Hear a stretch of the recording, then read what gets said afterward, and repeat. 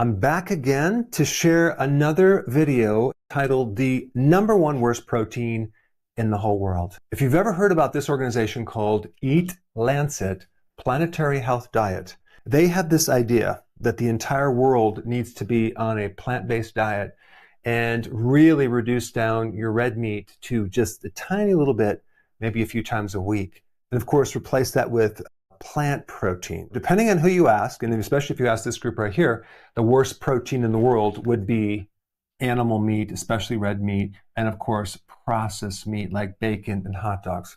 But what I'm going to show you today will make bacon and a hot dog look like a super healthy food, okay? So I'm going to see if you could guess what this protein is. I'm going to go through the list. #1, hint, it's an industrial extraction from defatted soy flour. What does that mean? It's an ultra-processed ingredient where they're extracting soy flour, and of course they take out the fat using a solvent called hexane. Hexane is one of the ingredients in gasoline. And sometimes you'll hear this argument where someone will say, no, hexane is not a problem because it just evaporates from the food right away. But they have to use the solvent to extract certain oil from this soy. And they use it with other things too, just to make seed oils, okay? So they use hexane. And my question back to them is, show me an independent study that shows that there's no residue of hexane in these foods. There is none. In fact, what you're going to find out is this ingredient is considered GRAS, generally recognized as safe. But that's a loophole because industry can very easily do their own studies or stamp of approval and say it's safe when there's really no independent research. I mean, think about it. Let's just take a bucket of hexane and dump your food in it, right? And let it evaporate. And then go ahead and eat it. Would you eat it? No.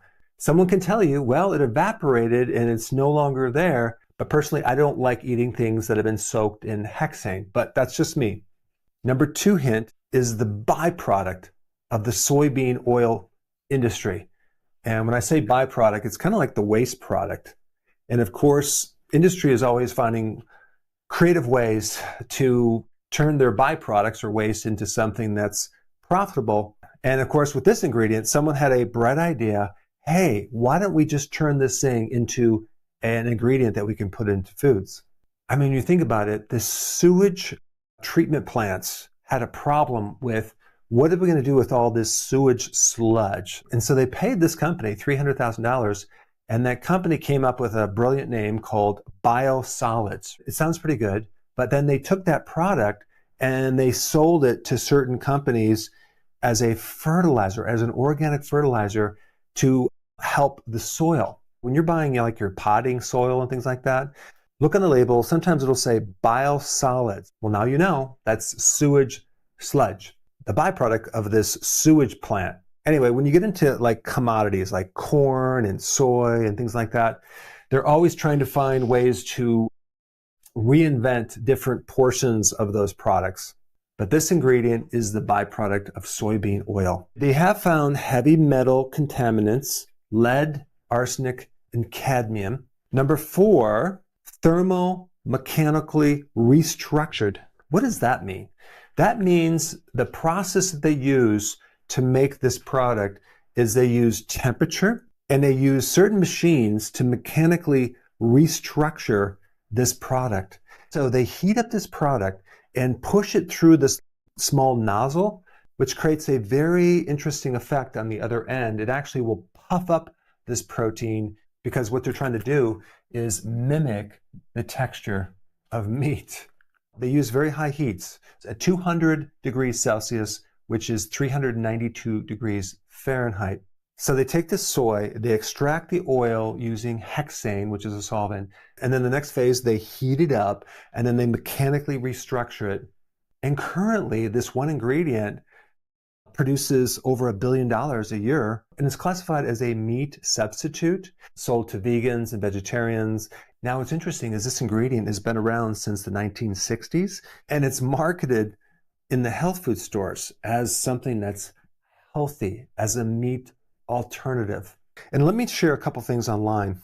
Not only is this ingredient high in protein, but it's low in cholesterol and saturated fat. So therefore it's heart healthy Fascinating. It says, are there any downsides of this ingredient? The main disadvantage of this ingredient includes high levels of processing, which can lead to a loss of some beneficial nutrients from the original soy. It can also contain residual amounts of processing chemicals like hexane, and its high in sodium content can be an issue for some diets.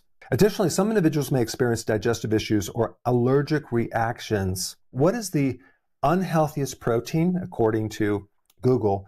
One of the worst sources of protein is processed meat, hot dogs, and bacon. Fascinating, but apparently this protein seems to be okay according to them. But I'm not even done yet. I'm just getting warmed up. Check this out. Number 7, they put sodium hydroxide. This is lye. This is something that is super alkaline. So they're going to change the pH to start altering these proteins. They're adding this super alkaline substance. And then they also will later on in the process add an acid. So they're really manipulating these amino acids. Number 8, they have to add hydrogen peroxide or titanium dioxide to bleach this product. So that way they can actually color it correctly. And also, as a side note, they have to add chemicals to deodorize it. Number 9, now that we have these sponge-like chunks of protein, if you want to call it protein, they rehydrate it, okay, with oil. What kind of oil? Additional seed oil, okay? They'll use like canola, maybe corn oil. And now we have this oily cardboard that basically tastes like cardboard, and we have to flavor it. And so they'll add a meat flavor, they'll add chicken flavor, they might add pork flavor. And we're not just talking about one flavor chemical, we're talking about, it could be 50 to 100 different chemicals to create the perfect ideal taste of meat. So it kind of explodes into your brain, actually. Now, in the flavoring, they might add flavor enhancers too. They have to color it. And then finally, they have to dry it out at 175 degrees Celsius or 347 degrees Fahrenheit. So they're actually heating it twice. One thing you need to know about soy, there are certain anti-nutrients that can get destroyed with heat, but certain things don't get destroyed with heat, like the estrogenic effect of soy. So if you have a thyroid condition or you're on thyroid medication, you should not be consuming this product within 4 hours of consuming your medication because it can alter your medication. Because soy has an estrogenic effect, and that can actually affect your thyroid. And the marketing is going to be incredible because it's going to say no cholesterol, no saturated fat, high in protein. So this is now a health food product because we all know that saturated fat is the real root cause of heart disease. And it's really wild because if you compare this ingredient to animal protein that is loaded with iron, zinc, other trace minerals, B vitamins, high quality protein, there is absolutely no comparison because this ingredient is textured vegetable protein. When they say vegetable, we're talking about soy. So it's textured soy protein. It is a highly refined ingredient. It's super processed. It's filled with chemicals, heavy metals. Not to mention, it's a GMO product. Most soy is genetically modified, and it could have residues of glyphosate. And what's really wild is this Eat Lancet Planetary Health Diet program is telling you not to eat red meat, but this is totally okay. And so is pea protein, rice protein, and soy protein isolates. That's totally fine as long as you don't have red meat.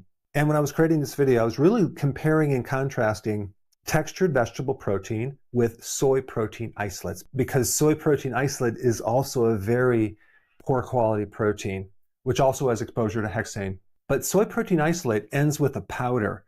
This textured vegetable protein starts to add more heat, more mechanical restructuring, more flavoring, coloring, bleaching, etc. So out of all of the worst proteins in the world, it's the textured vegetable protein that is at the top of the list. Now, to contrast that with the healthiest protein in the world, you got to check out this video right here.